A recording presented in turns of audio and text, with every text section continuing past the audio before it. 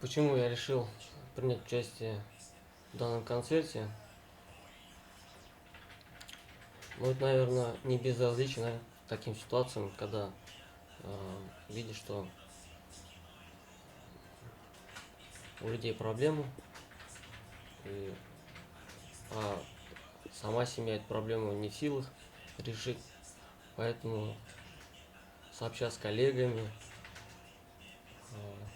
с музыкантами города, решили принять участие, организовать такой замечательный концерт «Подари надежду» и тем самым помочь этим семьям решить эту проблему.